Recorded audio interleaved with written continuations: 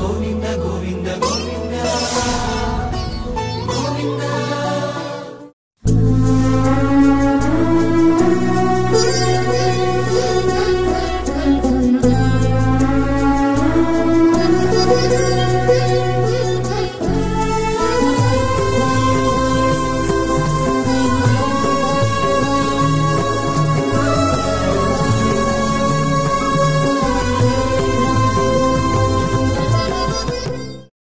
ఓం నమో వెంకటేశాయ.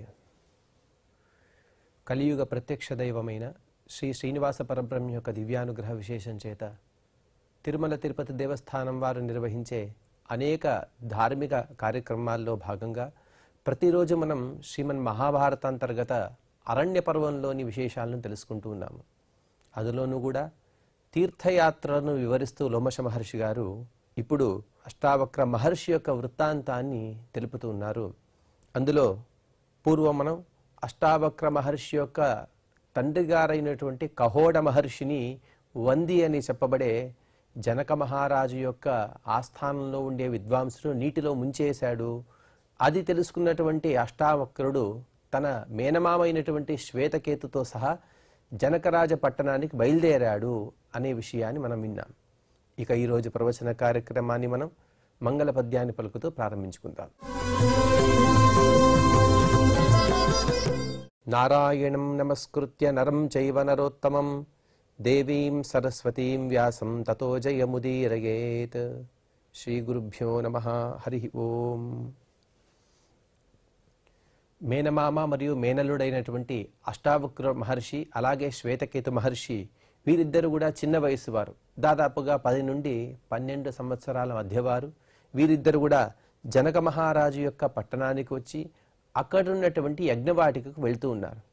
వెళ్లే సందర్భంలో అక్కడున్నటువంటి ఒక రాజపురుషుడు, అనగా ఇక్కడ రాజా అనే సంబోధించారు, కానీ రాజుని యొక్క సంబంధి అయినటువంటి పురుషుడు, అనగా ద్వారపాలకుడు అని అనుకోవచ్చు. అతను అంటూ ఉన్నాడు, వీరిద్దరూ జరగండి జరగండి అని అన్నాడు. అన్న సందర్భంలో అష్టావక్ర మహర్షి గారు మాట్లాడుతూ, అంధస్య పంథా బధిరస్య పంథాః స్త్రియ పంథా భారవహస్య పంథాః రాజ్ఞః పంథా బ్రాహ్మణేన సమేత్య సమేత్యతు బ్రాహ్మణస్యైవ పంథాః.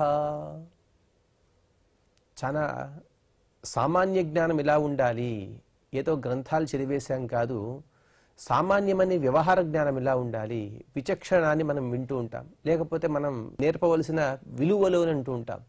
ఈ కాలంలో ఎథిక్స్ అని అంటూ ఉంటారు. ఆ ఎథిక్స్ గురించి చెబుతున్నారు అష్టావక్ర మహర్షి గారు. మనం దారిలో వెళ్ళే సందర్భంలో ఎవరికి మనం దారినివ్వాలి. ఏదో అలా వేగంగా వెళ్తున్నాము, మనం వాహనం పైన అయినా లేకపోతే నడుస్తూనో పరిగెత్తుతూనో మనం వెళ్ళే సందర్భంలో మనకు ఎదురుగా ఎవరెవరు రావచ్చు, మనం ఎవరికి దారినివ్వాలి అనే విషయాన్ని చాలా సుందరంగా చెబుతున్నారు. అంధస్య పంథాః, ఎవరైనా కళ్ళు లేని వారు ఎదురుగా వస్తే వారికి మనమే దారినివ్వాలి.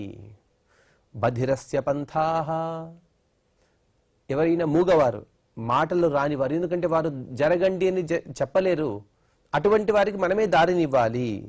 స్త్రియ పంథాః, స్త్రీలు మనకు ఎదురుగా వస్తే వారికి మనమే దారినివ్వాలి. భారవహస్య పంథాః, మన ఎదురుగా ఎవరైనా భారాన్ని మోసుకుని వస్తూ ఉంటే వారికి కూడా మనమే దారినివ్వాలి. రాజ్ఞః పంథా బ్రాహ్మణేన సమేత్య, బ్రహ్మజ్ఞానితో కలిసి రాజు మాత్రమే వస్తే, అనగా బ్రహ్మజ్ఞాని రాజు సామాన్యంగా వీరిద్దరు కూడా కలిసి వస్తూ ఉంటారు ఎక్కడికైనా.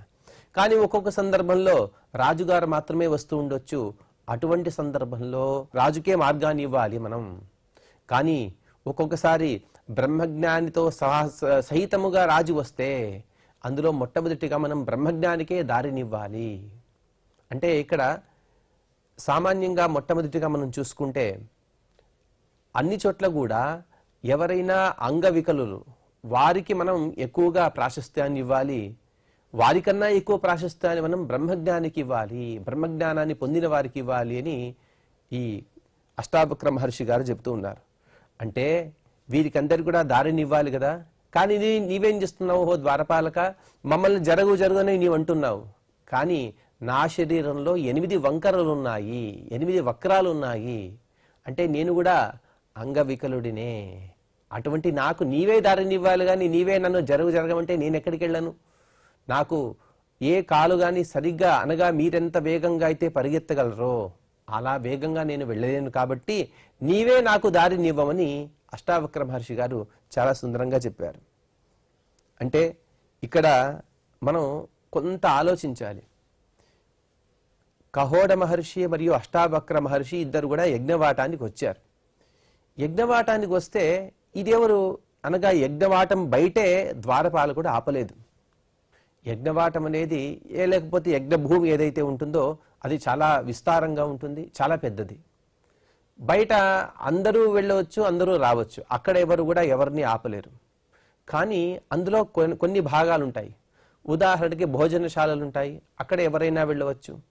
అలాగే శౌచాలయాలు కానీ లేకపోతే విశ్రాంతి స్థలాలు కానీ లేకపోతే యజ్ఞవాటం అనగా ప్రధానమైనటువంటి యజ్ఞం జరిగే భూమి ఏదైతే ఉంటుందో అక్కడ కూడా అందరూ వెళ్ళవచ్చు. కానీ ఎక్కడైతే తత్వజ్ఞాన సమ్మేళనం జరుగుతూ ఉంటుందో అక్కడ కూడా అందరూ వెళ్ళవచ్చు. కానీ అక్కడ ఉండేటువంటి వేదిక దగ్గరికి మాత్రం నిర్బంధం ఉంటుంది. వేదికని ఎవరంటే వారు వేదిక పైకెక్కి అనేక మాటలు మాట్లాడలేరు, అనగా వారి మనసుకు వచ్చినటువంటి మాటలు వారు మాట్లాడకూడదు. కాబట్టి అక్కడ కాస్త నిర్బంధించి వేదికకు మాత్రమే నిర్బంధం, చూసే లేకపోతే వినే ప్రేక్షకులకి ఎటువంటి నిర్బంధం లేదు. అక్కడ ఎవరైనా వెళ్ళొచ్చు, ఎవరైనా కూర్చోవచ్చు. అందుకోసం ఈ ఆపే స్థలం ఎక్కడ అంటే ఇదంతా కూడా అనగా అష్టావక్ర మహర్షిని ఆపిన స్థలం ఎక్కడ అంటే ఇది ఆ తత్వజ్ఞాన సమ్మేళనం జరిగేటువంటి వేదిక దగ్గర. ఇక్కడ కూడా ఒకే ద్వారం లేదు, అనేక ద్వారాలు ఉన్నాయి. ఆ అన్ని ద్వారాలను దాటాలి అష్టావక్ర మహర్షి గారు. దాటాలంటే ఆ ద్వారపాలకుడిని సంతృప్తి పరిచిన తర్వాత ముందుకెళ్ళాలి. అందుకోసమే ఇన్ని మాటలు చెబుతూ ఉన్నారు. అంగవైకల్యంతో నేనొచ్చాను కాబట్టి నాకే నీవు దారినివ్వు అని అష్టావక్ర మహర్షి గారు కోరారు. కోరితే అందుకు ఆ ద్వారపాలకుడు అనగా ఇక్కడ రాజు అనే చెబుతున్నారు. ఆ ద్వారపాలకుడు ఇలా అంటున్నాడు, రాజోవాచ పంథా అయం తేద్య మయాతిదిష్టో ఏనేచ్ఛసే తేన కామం ప్రజస్వ నపావకో విద్యతే వైలఘీయాన్ ఇంద్రోపి నిత్యం నమతే బ్రాహ్మణానాం. మనం ఇలా అనుకున్నాము, ఆ వేదికకు వెళ్ళడానికి అనేక ద్వారాలు ఉన్నాయి. అక్కడ ఉండేటువంటి మొదటి ద్వారంలో అక్కడ ఉన్నటువంటి ద్వారపాలకుడు ఇతన్ని ఆపాడు.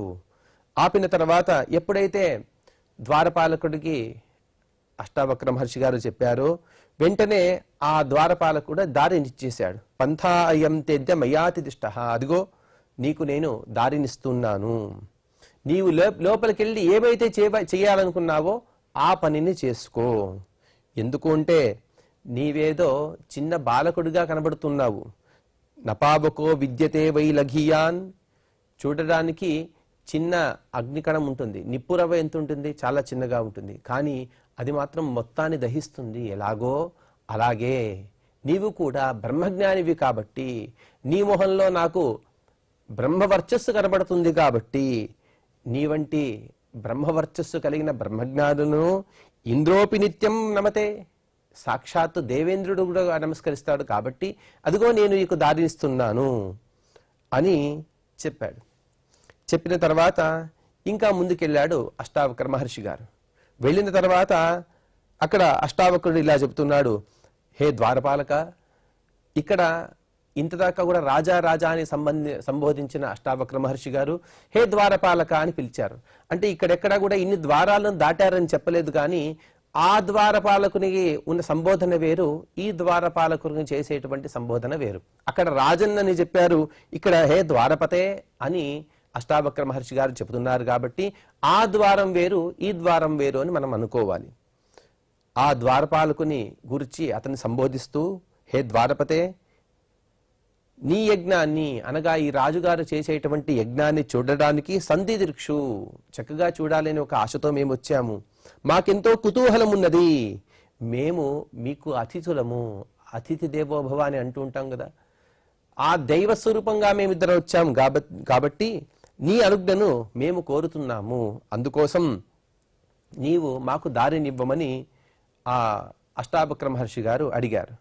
ఇక్కడ ఆ జనకరాజుని వంశంలో వచ్చినటువంటి రాజుగారి పేరును ఉటంకిస్తూ ఉన్నారు. ఇంతదాకా కూడా జనక రాజు అని చెప్పారు, ఇక్కడ చెబుతున్నారు ఇంద్రద్యుమ్నుని కుమారుడైన మహాజనకరాజు ఇక్కడ యజ్ఞాన్ని తను నిర్వహిస్తున్నారు. ఆ యజ్ఞాన్ని చూడడానికి మేమిద్దరం కూడా వచ్చాము. అలాగే ఆ రాజుగారిని కూడా మాకు చూడవలసి ఉన్నది. మేము ఎటువంటి వారము ఉంటే క్రోధవ్యాధిన దహ్యమాదం, మాకు చాలా కోపం ఉన్నది. ఆ కోపంతో మేము రగులుతూ ఉన్నాము, మేము కాలిపోతూ ఉన్నాము. అనగా మాకు ఎక్కువ కోపం ఉంది కాబట్టి మమ్మల్ని ఎక్కువ ఆపొద్దు, మాతో ఎక్కువ మాట్లాడొద్దు, మమ్మల్ని వెంటనే పంపించమని ఆ అష్టావక్ర మహర్షి గారు అడుగుతున్నారు. వయం చను ద్వారపాలో రుణద్ధి, అటువంటి మమ్మల్ని ఈ ద్వారపాలకుడు అడ్డుకుంటూ ఉన్నాడు అని అష్టావక్ర మహర్షి గారు చెప్పారు. చెబితే అందుకు ఆ ద్వారపాలకుడు అంటూ ఉన్నాడు, ద్వారపాల ఉవాచ వందే సమాదేశకరా వయం స్మ నిబోధ వాక్యం చ మయేర్యమాణం న వై బాలా ప్రవిశంత్యత్ర విప్రా వృద్ధా విదగ్ధా ప్రవిశంత్యత్ర విప్రాహ. ఆ ద్వారపాలకుడు తన బాధను తను చెబుతున్నాడు. అంటే ఇంతదాకా కూడా అష్టావక్ర మహర్షి గారు ఎన్నో ధర్మాలని చెప్పారు. మేము ఇటువంటి వారం, మేము ఇటువంటి వారం, మేము ఇది చూడాలి, అది చూడాలి, మేము క్రోధాగ్నితో రగులిపోతూ ఉన్నాము అని చెప్పారు. కానీ ఆ ద్వారపాలకుడు తన సమస్యను తను చెబుతున్నాడు. అయ్యా, మేము ఎవరినంటే వారిని లోపల పంపలేము. ఎందుకంటే మేము వందేహే సమాదేశకరాహ, ఆ ఇంద్రద్యుమ్ని కుమారుడైన రాజుగారు ఎవరైతే ఉన్నారో ఆ రాజుగారి ఆస్థానంలో ఉండేటువంటి గొప్ప ఆస్థాన పండితుడైన వంది అనే పేరు గల ఆ పండితుని యొక్క ఆదేశాన్ని నిర్వర్తించే వారము మేము. వందేహే సమాదేశకరాహ వయం నిబోధ వాక్యంచ మయ్యేర్యమాణం. అయ్యా, అలాగే పరిగెత్తుకుంటూ లోపలికి వెళ్ళొద్దు, నేను చెప్పే మాటను కాస్త విను. ఏమి అంటే నవై బాలా ప్రవిశత్యంత్ర విప్రాహ, నేనేదో బ్రహ్మజ్ఞానిని, నేను వేదాన్ని చదివేశాను అంటే కుదరదు. ఇక్కడ లోపలికి ప్రవేశించడానికి, లోపల ప్రవేశానికి కావలసిన అర్హత ఏమి అంటే వృద్ధాహ విదగ్ధాహ. ఒకటా వృద్ధులైనా ఉండాలి, లేకపోతే పాండిత్యం కలవారైనా ఉండాలి.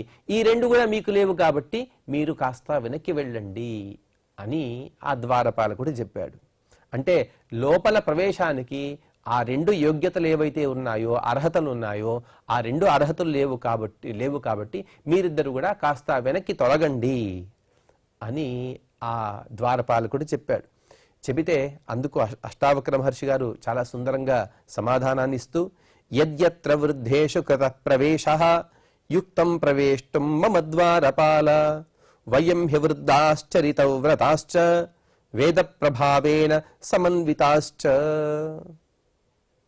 హే ద్వారపాల, ఒకవేళ నీవు వృద్ధులే లోపలికి ప్రవేశించాలి అని చెబుతున్నావు కదా, ఆ అర్హత మాకు కూడా ఉన్నది. అదేంటండి, మీకు 10 నుండి 12 సంవత్సరాల వయసే కదా, మీరెలా వృద్ధులవుతారు అంటే యద్యత్య వృద్ధేషు కృత ప్రవేశ, ఒకవేళ నీవు చెప్పినదే వాస్తవమైతే, అనగా వృద్ధులే లోపలికి ప్రవేశించాలనే ఒక నియమం ఉంటే యుక్తం ప్రవేష్టం మమ ద్వారపాల, హే ద్వారపాల, మమ ప్రవేశం యుక్తం, నేను లోపలికి ప్రవేశించడం అనేది యోగ్యమైనదే, అనగా లోపలికి ప్రవేశించడానికి నాకు అర్హత ఉన్నది. ఎందుకంటే వయం హి వృద్ధాహ, మేము కూడా వృద్ధులమే. ఏమి వృద్ధులము అంటే చరితవ్రతాశ్చ, వేదాన్ని చదివాం మేమంతా కూడా. ఇంకా ముందు కూడా దీని గురించి కాస్త వివరణ ఇస్తారు అష్టావక్ర మహర్షి గారు. చరితవ్రతాశ్చ, బ్రహ్మచర్యాది వ్రతాలను మేము పాటిస్తూ ఉన్నాము, పాటించాము కూడా. అలాగే మేము వృద్ధులమని చెప్పాం కదా, ఎటువంటి వార్ధక్యం మాకున్నది అంటే వేద ప్రభావేన సమన్వితాశ్చ, వేదం యొక్క ప్రభావం చేత మేము అతిశయమైనటువంటి వేదాన్ని మేము చదివాము. ఏదో కొంత భాగం వేదాన్ని చదివితేనే జ్ఞాని అని అంటూ ఉంటారు. మేము ఎంతో భాగం వేదాన్ని చదివాము కాబట్టి మేము కూడా అటువంటి వృద్ధులమే, జ్ఞాన వృద్ధులమయ్యా. మేము జ్ఞాన వృద్ధులైన మమ్మల్ని నీవు లోపలికి పంపించు అంటే, నీవు ఇంతదాకా కూడా చెప్పావు కదా వృద్ధులే ప్రవేశించాలని, ఆ వార్ధక్యం మాకు కూడా ఉన్నది, జ్ఞాన వార్ధక్యం అనేది లక్షణం ఉన్నది కాబట్టి మమ్మల్ని లోపలికి పంపించు. శుశ్రూషవశ్చాపి జితేంద్రియాశ్చ జ్ఞానాగమే చాపి గతాస్మనిష్టాం న బాలయిత్యేవ మంతవ్యమాహుః బాలోప్యగ్నిర్దహతి స్పృశ్యమానః. మేము ఎటువంటి వారని తెలుసా? శుశ్రూషవః, పెద్దవారిని సేవించే గుణం కలిగిన వారమి. పెద్దవారిని సేవించడం అనేది చాలా గొప్పదైనటువంటి గుణం. ఆ గుణం మాలో ఉన్నది. అంటే పెద్దవారు కనబడితే చాలు లేచి నమస్కరించాలి. ఈ విషయాన్ని రామాయణంలో మనం వింటూ ఉంటాం. శ్రీరామచంద్రుడు ఎప్పుడు కూడా పెద్దల్ని చాలా గౌరవించేవాడు. అందుకోసమే శాస్త్రంలో కూడా చెబుతారు, అభివాదనశీలస్య నిత్యం వృద్ధోపసేవినః చత్వారి తస్య వర్ధంతే ఆయుర్విద్య యశోబలం. ఎవరైతే పెద్దవారిని గౌరవించే స్వభావం కలిగిన వారై ఉంటారో వారికి ఆయుష్, విద్య, అలాగే బలము, యశస్సు ఇవన్నీ కూడా దక్కుతాయి. కాబట్టి మేము కూడా అటువంటి వారమే, పెద్దలను గౌరవించే గుణం కలిగిన వారమే, గురువుని సేవించే, ఇంతదాకా కూడా గురువుని సేవించాము, గురుకుల వాసంలో వాసం చేశాము, అనగా ఆ గురుకుల వాసాన్ని ముగించుకుని మేమందరం కూడా ఇక్కడ ఉండేటువంటి పెద్దవారిని, జ్ఞానులను చూసే తహతహతో మేము ఇక్కడికి వచ్చాము. అలాగే జితేంద్రియాశ్చ, మేమేదో చిన్నపిల్లలని నీవు అనుకుంటున్నాము, మాకు ఎటువంటి చాపల్యము లేదు, జిహ్వా చాపల్యం కానీ వాక్చాపల్యం కానీ ఎటువంటి చాపల్యం లేదు మాకు, మేము అన్ని ఇంద్రియాలను కూడా మా నిగ్రహంలో పెట్టుకున్న వారము. జ్ఞానాగమే చాపి గతాస్మనిష్టాం, ఇంకా ఏదో జ్ఞానాన్ని పొందేశాము, వేదాలను చదివాము, వేదాంతాలను కూడా చదివాము, కానీ వేదంలో వేదాంతాల్లో చెప్పినటువంటి కర్మలను చేయకపోతే ఆ జ్ఞానానికి ఎటువంటి సార్థక్యం లేదు. కాబట్టి మేము ఎటువంటి వారమో తెలుసా, వేదోక్త తత్వజ్ఞానేన వేద విహిత కర్మకారి అని చెబుతారు. అనగా వేదాల్లో వేదాంతాల్లో చెప్పినటువంటి జ్ఞానాలను తెలుసుకుని అందులో చెప్పినటువంటి సత్యము, అలాగే అహింస ఇత్యాది గుణాలను అలవర్చుకున్న వారము, వాటిని మేము పాటిస్తాము చక్కగా. అందుకోసం అటువంటి జ్ఞానాగమే చాపి గతాస్మనిష్టాం, అందులో నిష్ఠ కలిగిన వారమి. ఏదో ఒకసారి చేసేసాము తర్వాత కాలానుగుణంగా చేసుకుంటూ పోతామంటే కుదరదు. ఎటువంటి సందర్భమైనా, ఇప్పుడేదో మనం కాస్త ఈ వాతావరణం బట్టి మన అనుష్ఠానాలు మనం వ్యత్యాసం చేసుకుంటూ ఉంటాం. ఎండాకాలం వస్తే చన్నీటిని అలాగే స్నానం చేసి మనం దేవ పూజ చేస్తూ ఉంటాం. కానీ వాస్తవంగా ఎప్పుడు కూడా చన్నీటిని అనగా ప్రవహించే నీరు కానీ ఏదైనా సరే ఆ నీటిని మనం స్నానం చేసి మన పెద్దవారికి మనం కాస్త మడుగులో ఉంటూ దాన్ని మనం వేడి చేసి వారికి స్నానానికి ఇవ్వాలి. కానీ చిన్నవారు ఎవరైతే ఉంటారో వారు ఖచ్చితంగా కూడా చన్నీటినే స్నానం చేయాలి. చల్లటి నీరే స్నానానికి యోగ్యం. అది ఇప్పుడు కూడా ఎంతోమంది పరిశోధకులు చెబుతూ ఉంటారు, చన్నీటి స్నానం చేస్తే ఎన్నో రోగాలు పోతాయని. కానీ మనం ఏం చేస్తామంటే వాతావరణానికి అనుకూలంగా, అనగా చలికాలం వస్తే కాస్త చన్నీటిని ఆపేసి వేడి నీటిని అలాగే మనం స్నానం చేసి ఎటువంటి మడి లేక మనం అనుష్ఠానాలను చేసుకుంటూ ఉంటాం. కానీ అష్టావక్ర మహర్షి గారు చెబుతున్నారు, జ్ఞానాగమే చాపి గతాస్మనిష్టాం, మాకెంతైతే జ్ఞానం ఉన్నదో ఆ జ్ఞానానుకూలంగానే మేము అన్ని నిష్ఠలను పొందిన వారిమి, అన్ని క్రియలను కూడా చక్కగా చేసేవారము. ఏ ఋతువైనా, ఏ కాలమైనా, ఏ సందర్భమైనా సరే మా అనుష్ఠానానికి కొదువలేదు. మేము చక్కగా అనుష్ఠానం చేసుకునే వారం. అంత మాత్రం కాదు, గుణాలు చాలా కష్టమైనవి. ఉదాహరణకి ఇప్పుడే చెప్పుకున్నాం కదా, సత్యము గాని, అహింస గాని, ఇంకొకరి యొక్క పదార్థాలపైన ఆశ గాని, ఇటువంటి ఏ దుర్గుణాలు మాకు లేవు. అందుకోసమే పూర్వం కూడా చెప్పారు జితేంద్రియాహ అని. అటువంటి దుర్గుణాలు లేవు. మేము ఎటువంటి జ్ఞానాన్ని అయితే పొందామో ఆ జ్ఞానానుకూలమైనటువంటి నిష్ఠ కూడా మాకు ఉన్నది. అలాగే ఏదో మేము చిన్నవారం మేము అనుకుంటూ ఉన్నావు, కానీ నబాల ఇత్యేవ మంతవ్యమాహు, ఏదో చిన్నవారు చిన్నపిల్లలు మీరు బయటికి వెళ్ళండి అని నన్ను మీరు కాస్త దూరం పెడుతున్నారు. కానీ ఇది నా మంతవ్యం, ఇది ఆమోదయోగ్యం కాదు. ఎందుకు అంటే బాలోపి అగ్ని దహతి స్పృశ్యమానః, నిప్పు రవ ఉన్నది, లేకపోతే నిప్పు ఉన్నది అని అనుకుందాం. ఆ నిప్పు కొద్దిగానే ఉన్నది, కొద్దిగా ఉన్నటువంటి నిప్పుని కృషిస్తే అది కాలకుండా ఉంటుందా? అగ్ని ఎక్కువ ఉన్నా లేకపోతే కొంత ఉన్నా కూడా ఏ విధంగా అయితే అగ్ని తాకితే మన చెయ్యి అనేది ఎలాగైతే కాలుతుందో అలాగే మేము కూడా అగ్ని సమానులము. పాండిత్యం కానీ లేకపోతే ఆ వైదుష్యం కానీ ఇదంతా కూడా అగ్ని సమానమైనటువంటి గుణాలు.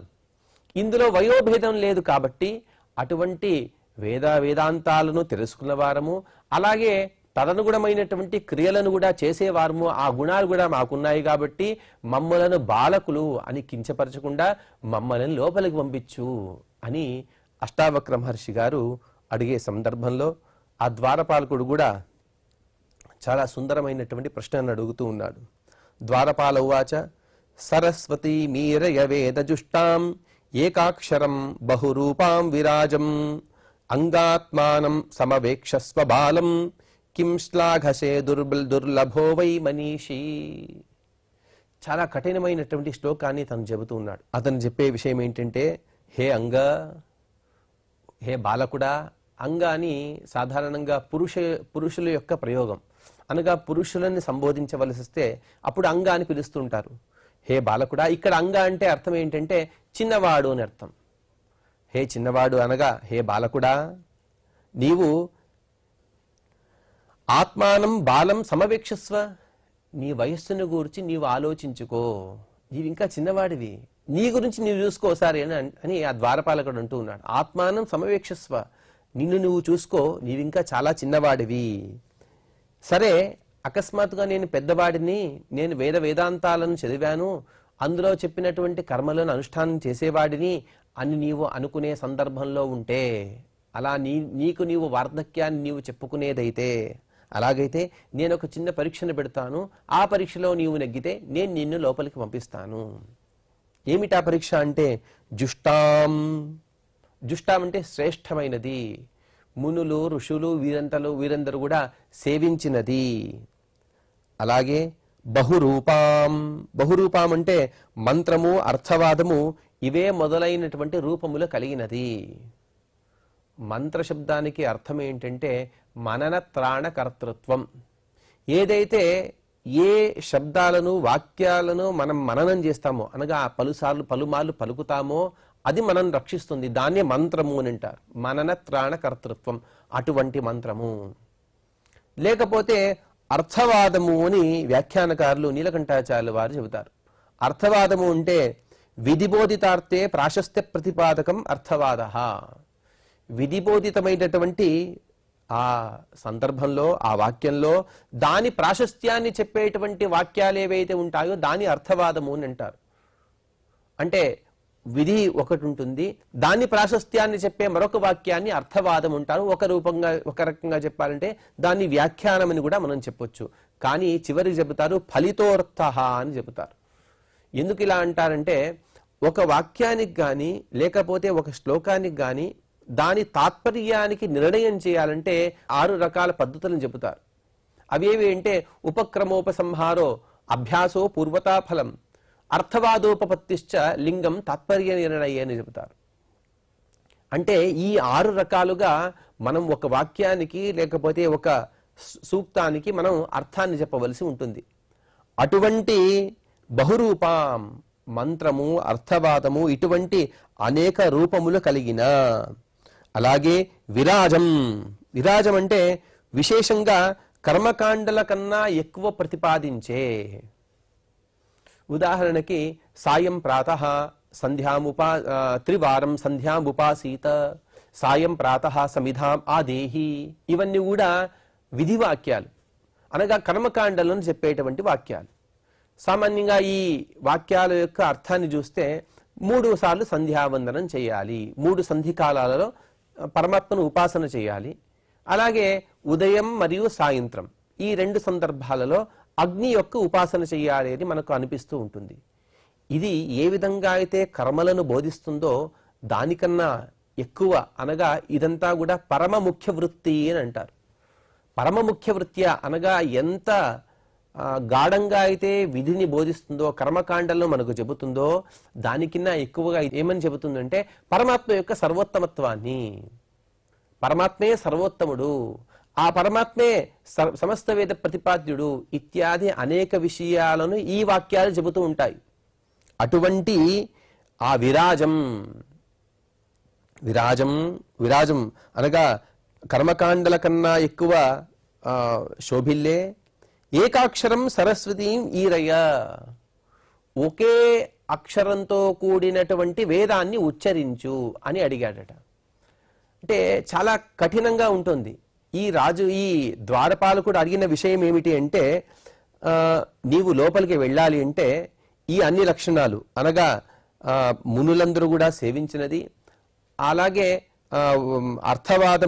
అర్థవాదము మరియు మంత్రము ఇత్యాది అనేక రూపములు కలిగిన ఒకే ఒక అక్షరంతో కూడినటువంటి ఒక వేద వాక్యాన్ని చెప్పు, అది కూడా పరమాత్మను పరమ ముఖ్య వృత్యా ప్రతిపాదించాలి, అటువంటి వాక్యాన్ని చెప్పమని ఆ ద్వారపాలకుడు అడిగాడు. అడుగుతూ చివరికి చెబుతాడు, కిం శ్లాఘసే దుర్లభో వై మనీషి, నీ గురించి నీవు నేను పెద్దవాడిని, నేనంత శుశ్రూష చేశాను, నేను ఇన్ని వేదాలు చదివాను, ఇన్ని వేదాంతాలు చదివాను, దానికి అనుగుణంగా నేను ఇన్ని కర్మలను చేస్తున్నాను, ఇవంతా కాదు, కానీ నేను అడిగినటువంటి ప్రశ్నకు నీవు సమాధానం ఇవ్వమని ఆ ద్వారపాలకుడు అడిగాడు. ద్వారపాలకునికే ఇన్ని ప్రతిభలుంటే ఈ ద్వారపాలకుని నియమించిన ఆ వంధికి ఎన్ని ప్రతిభలు ఉండాలి, ఎంత పాండిత్యం ఉండాలి. అందుకోసం అంటే ఇక్కడ అడిగినటువంటి విషయం ఏమిటి అంటే, నీవు చక్కని ఒక వేదవాక్యాన్ని కాదు, వేదంలో ఉండేటువంటి ఒక అక్షరాన్ని చెప్పు, ఆ అక్షరం కూడా పరమాత్మను పరమ ముఖ్య వృత్యా ప్రతిపాదించాలి. అటువంటి వాక్యాన్ని చెబితే, అటువంటి పదాన్ని నీవు పలికితే వెంటనే నేను లోపలికి పంపిస్తాను. నీవేదో నీ గురించి గొప్పలు చెప్పుకుంటున్నావు గాని నీవంత గొప్పవాడివైతే చెప్పమని ఆ ద్వారపాలకుడు అడిగాడు. ఆ ద్వారపాలకుడు అడిగినటువంటి ఆ ప్రశ్నకు ఎటువంటి సమాధానాన్ని అష్టావక్ర మహర్షి గారు ఇచ్చారనే విషయాన్ని తర్వాత మనం తెలుసుకుందాం. ఇక ఈ రోజు ప్రవచన కార్యక్రమాన్ని క్షమా ప్రార్థనను పలుకుతూ మనం సుసంపన్నం చేసుకుందాం. యదక్షర పదభ్రష్టం మాత్రాహీనం చ యద్భవేత్ తత్సర్వం క్షమ్యతాం దేవ నారాయణ నమోస్తుతే. శ్రియః కాంతాయ కళ్యాణ నిధయేర్థినాం శ్రీవేంకట నివాసాయ శ్రీనివాసాయ మంగళం.